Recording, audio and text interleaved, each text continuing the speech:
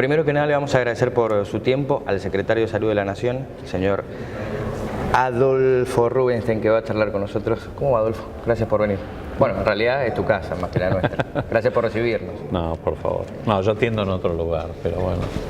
En definitiva atiende acá estoy invitado, pero sí. En definitiva atiende en Buenos Aires, Dios, ¿no? Atendemos a Buenos Aires. Bueno, me hablabas de un día difícil. Quiero preguntarte por algunas cosas que comprenden a tu área y algunas cosas que me preocupan.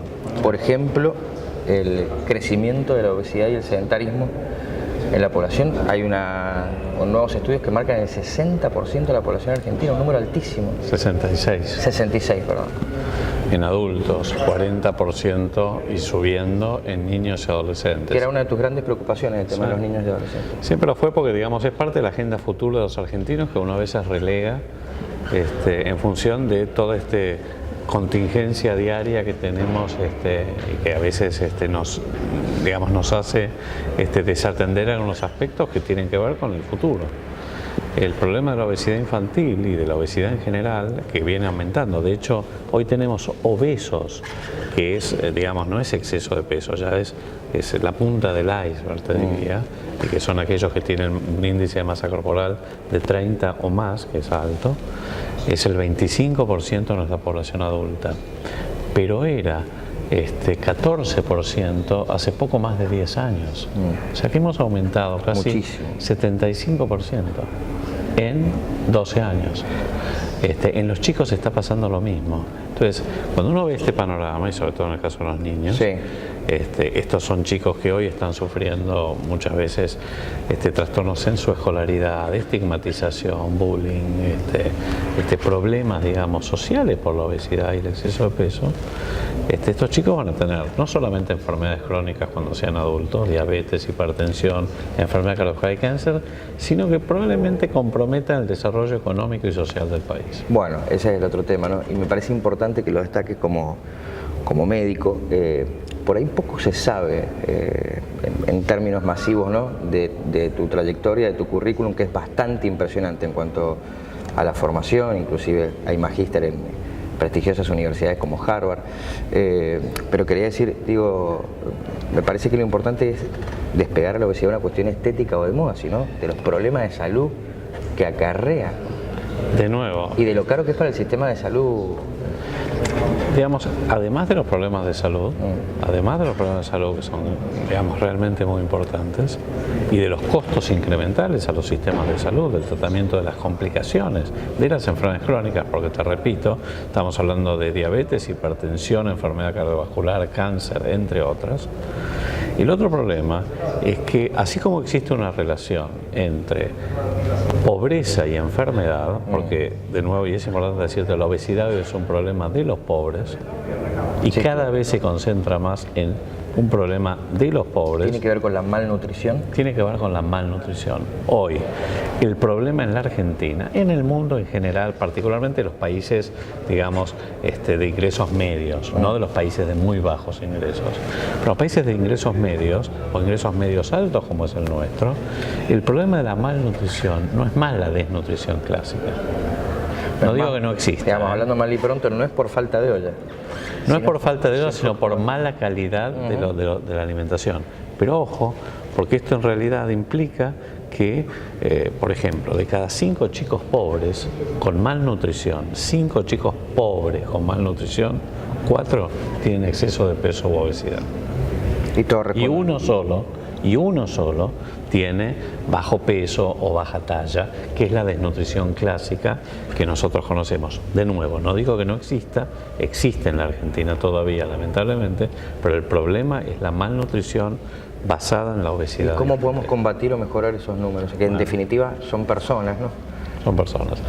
Mira, esto es un problema a nivel social, de un área que comprende muchos factores, ¿no? Este es un problema global, no es un problema solo de la Argentina, es un problema global, es un problema de la región, de Latinoamérica, pero es un problema que está afectando a la Argentina. La obesidad infantil, por ejemplo, estamos siendo, en los menores de 5 años, somos el segundo país en la región que tiene más obesidad infantil en el mundo. ¿Se puede hablar de una especie de epidemia? Es una epidemia. Es una epidemia. Es una epidemia. Es una epidemia que forma parte de la epidemia de enfermedades crónicas. ¿Cómo podemos detener? Vos fíjate que La Organización Mundial de la Salud o inclusive las Naciones Unidas en los Objetivos de Desarrollo Sustentable ni siquiera se plantea hoy reducir la obesidad infantil o reducir la diabetes, solo detener la epidemia, que no siga subiendo, que es lo que está pasando en el país en estos últimos años. Para eso estamos ya implementando estrategias interministerial, estamos trabajando con el Ministerio de Desarrollo Social, con el Ministerio de Educación, con Agroindustria y Producción, en diferentes estrategias que comprometen a todo el sector, justamente para, por un lado, mejorar la calidad nutricional de los alimentos que, por ejemplo, los programas nuestros entregan a la población más vulnerable. Acá estamos trabajando con las provincias. Vamos a iniciar una fuerte campaña de comunicación pública. Sí.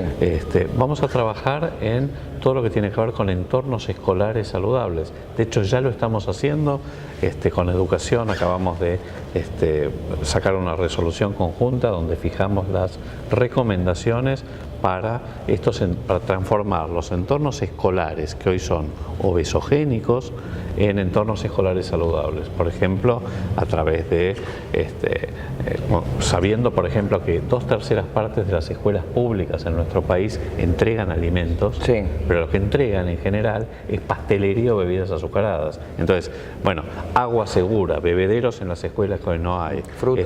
Frutas, verduras, productos frescos, cambiar los kioscos escolares, la educación a la comunidad docente para que haga hincapié, mejorar el currículum de actividad física en los colegios, digamos, y en las escuelas. Bueno, estas son medidas, y después medidas que tienen que ver con, por ejemplo, la información al consumidor en el punto de compra, el etiquetado frontal. El etiquetado frontal. Bueno, era otro de los puntos para preguntarte. Sí. Mira, estamos trabajando con producción en esto. Esperamos llegar a un modelo de etiquetado razonable, ojalá pronto, pero ya estamos en pleno proceso de armado, donde estamos invitando a muchos actores que tienen que ver, incluyendo a la industria alimentaria, pero un modelo que permita, de etiquetado, que permita reconocer cuáles son los alimentos que tienen exceso de nutrientes críticos, por ejemplo, sal, azúcares, grasas, etc. ¿Me permitís volver un segundito al tema anterior y correrte por izquierda? Sí. A ver, permitime una asociación libre.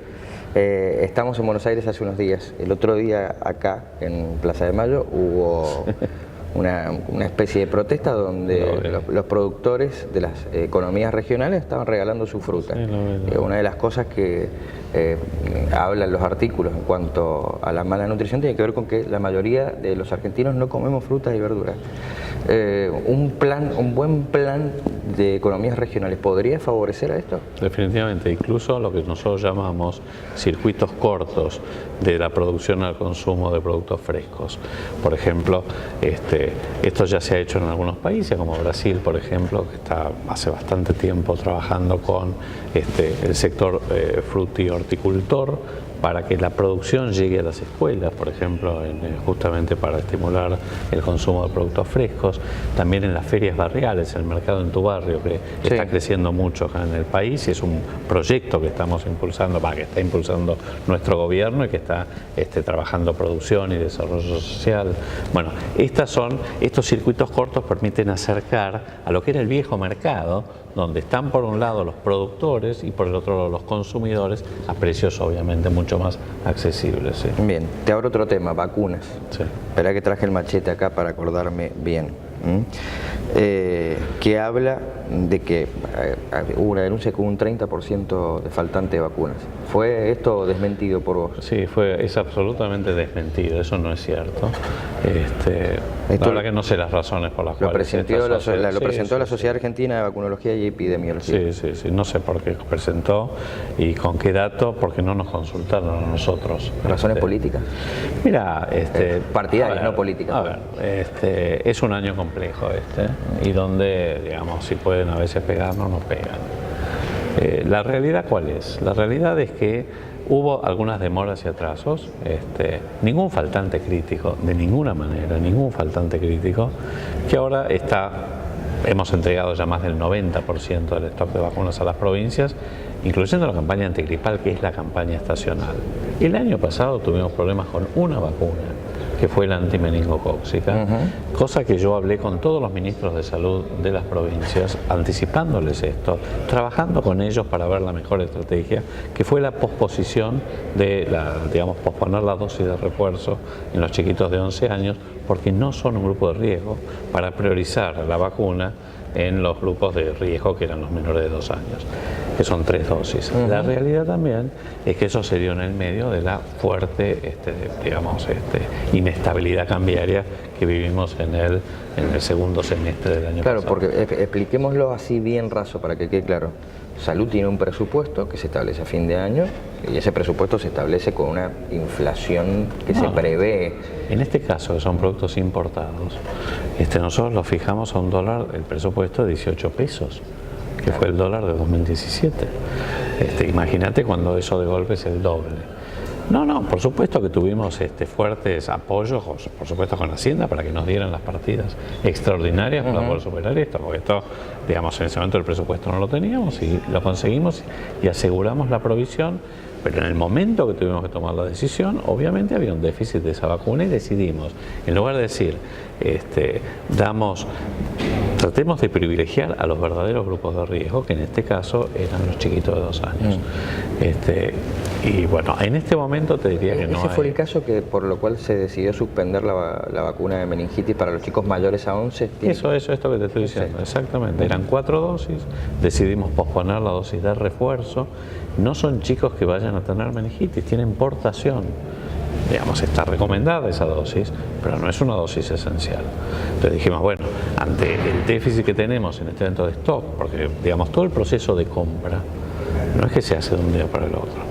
Vos tenés que comprar, pedir la orden de compra a la Organización Panamericana de la Salud, que tiene el fondo rotatorio, que se lo tiene que pedir al laboratorio productor. ¿Se estoquean por trimestre? ¿Van calculando por trimestre? Sí, nosotros estamos, por ejemplo, nosotros ya entregamos el 95% de lo que correspondía al primer trimestre y al mes de abril.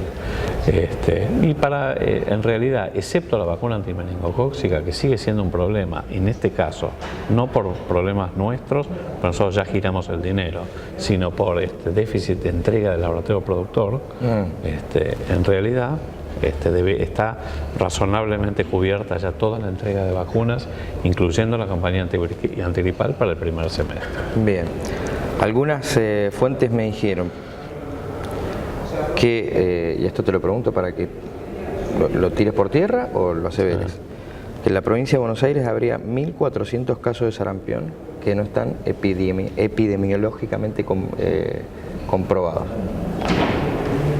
Me parece, digamos, disparatado eso. No sé quién te lo dijo, disparatado. Tenemos un sistema de vigilancia epidemiológica muy bueno y trabajamos muy codo a codo con la provincia. No, yo no sé, la verdad que no sé cuál es la fuente que tenés. Desde ya te digo, imposible, porque además 1.400 casos de sarampión. No estamos hablando de algo serio, sí, muy serio. No son pocos, así que eso, imagínate que esto, además es una condición extremadamente contagiosa. Hemos tenido el año pasado 14 casos, este año estamos con 4, y el sistema de vigilancia... Ningún autóctono, ¿no? Hasta ahora no. Ningún autóctono. No. Y la verdad que la vacunación, y el año pasado el refuerzo que se hizo de octubre a diciembre, fue muy exitoso. Superamos el 95% en todo el país de la población susceptible. Muy bueno. Te pregunto por los programas para tratamientos oncológicos. Sí. ¿Hay algún problema con la entrega de medicamentos? ¿Está al día?